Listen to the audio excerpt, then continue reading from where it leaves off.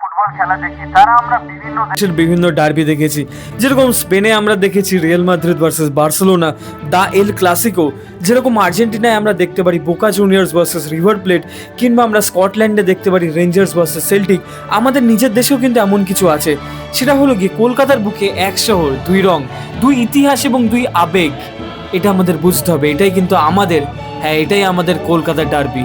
So এই ভিডিওটা আমরা নিয়ে আসছি চারটে পার্টে, আমরা চারটে পার্টে কভার করতে চলেছি দ্য কলকাতা ডার্বি কিংবা বড় match Mohun Bagan versus east Bengal. So এটা হলো কি আমাদের প্রথম পার্ট, আমরা খুবই ভালো বানানোর চেষ্টা করছি। অ্যান্ড মোর ওভার পার্টগুলি যত এগাবে আমরা দেখতে পারবো হলো কি এখনকার ফ্যানদের, এখনকার যারা ফ্যান আছে তাদের আবেগ কীরকম, ওই র ফুটেজগুলি আমরা নিয়ে আসবো এবং আগেকার ফ্যান আছে তাদেরও ইন্টারভিউ করবো। So let's start the video, এটা আমাদের প্রথম part. Let's begin. Chapter 1, the beginning. মোহনবাগানকে নিয়ে আমরা এবার কথা বলবো। প্রতিষ্ঠিত হয় 15ই আগস্ট 1889 সালে ব্রিটিশ ভারতের কলকাতায়। শুরুতে এটা একটা যেরকম সাধারণ ক্লাব হয়ে থাকে, ক্রীড়া নিয়ে ব্যস্ত, সেরকমই কিন্তু ক্লাব ছিল। কিন্তু খালি পায়ে ফুটবল খেলতে খেলতে এই দল ধীরে ধীরে হয়ে ওঠে ভারতের আত্মসম্মানের প্রতীক। আমরা দেখতে পারবো 1911 সালে আইফা শিল্ড জয়ের মাধ্যমে মোহনবাগান ব্রিটিশ সেনাবাহিনীকে হারিয়ে ভারতীয়র মধ্যে এক নতুন আশার সঞ্চয় করে। এই জয় ছিল কেবল একটি ট্রফি নয়, এটা ছিল আত্মবিশ্বাসের ঘোষণা। আমরা এই 1911 আইফা শিল্ড জয় নিয়ে কিন্তু একটা অলরেডি শর্টসের ভিডিও বানিয়ে রেখেছি আমাদের ইনস্টাগ্রাম চ্যানেলে এবং ইউটিউব চ্যানেলে, চাইলে ওটা দেখতে পারো। ওখানে আরও ডিটেলসে কথাগুলি বলা হয়েছে। এখানে তো আমরা শর্টে দ্য বিগিনিং আমরা নিয়ে যাচ্ছি, ওখানে কিন্তু ওই বিষয়ে আমরা ডিটেলসে কথা বলেছি। So chapter 2, east Bengal, the beginning. East Bengal প্রতিষ্ঠিত হয় 1 আগস্ট 1920 সালে। 1921 সালের পর ইস্টবেঙ্গল দ্রুত আকর্ষণীয় ফুটবল ক্লাব হিসাবে আত্মপ্রকাশ করে। এর প্রধান শক্তি ছিল পূর্ববঙ্গ থেকে আসা মানুষরা, যারা খেলার মাধ্যমে খুঁজে পেয়েছিল নিজেদের পরিচয়। তাই ইস্টবেঙ্গল শুধু একটি ক্লাব নয়, এটা ছিল একটা কমিউনিটির, মানুষের গর্বের প্রতীক। এই সময় থেকেই শুরু হয় ঘটি বনাম বাঙাল, যা পরবর্তীতে ডার্বিতে ফুটে ওঠে দর্শকের আবেগে। এবার তোমরা যদি চাও ইস্টবেঙ্গলের কিভাবে জন্মগ্রহণ হলো মোহনবাগানের থেকে, শৈলেশ বোসের এই বিভিন্ন জিনিসগুলি, ছোটোখাটো গল্পগুলি, ওগুলিও কিন্তু আমরা শর্টসে আপলোড করে রেখেছি। Chapter 3, first encounter. এই দুই দলের প্রথম লড়াইটি হয় 8ই আগস্ট 1921 সালে কোচবিহার কাপ সেমিফাইনালে, যেখানে প্রথম ম্যাচটা কিন্তু 0-0 ছিল। রিপ্লেতে মোহনবাগান কিন্তু 3-0 জিতে যায়।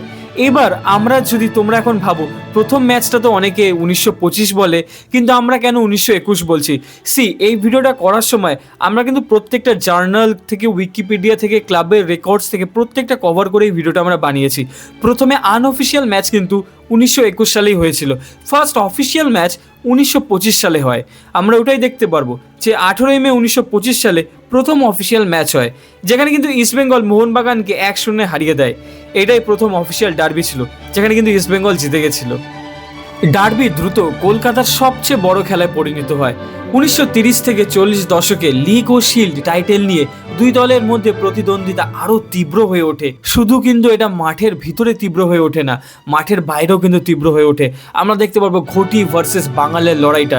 যারা এই দেশে থাকে তারা ঘটি, যারা ওই পার থেকে এসেছে ভাগ হয়ে যাওয়ার পর তারা কিন্তু বাঙাল। এখানে আমরা চিংড়ি মাছের সাথে ইলিশ মাছের লড়াই দেখতে পারি, বিভিন্ন লড়াই, আত্মসম্মানের লড়াই, প্রত্যেকটা কিন্তু একটা মাঠের, একটা খেলার ভিতরে ফুটে উঠেছে।